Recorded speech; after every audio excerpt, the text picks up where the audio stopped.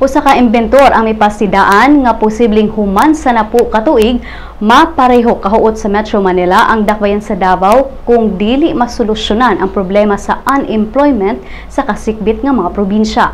Mato ni Virgilio Sangutan, ang presidente sa Davao Investors Association, nga ang mga syudad maoy destinasyon sa mga tawo gikan sa probinsya nga nangita og trabaho ug maayong tunghaan. Dugang niya nga ang kawalay trabaho sa probinsya maoy hinungdan sa pagdaghan sa populasyon ug paghuot sa trapiko sa usa ka syudad sama sa Davao. Ug basin pag magtukod og 20 ka mga flyover sa dakbayan, dili kini makasulbar sa problema sa trapiko kung congested na ang dakbayan sama sa Metro Manila. Giawag ni Sangutan ang mga leaders sa Davao nga mogamit sa mga lokal nga teknolohiya aron makatabang pagsulbar sa maong umaabot nga problema. Matod sa Philippine Statistics Authority nga posibleng mas modagan pa ang populasyon sa Davao gikan sa 1.6 milyon ngadto sa 1.9 milyon.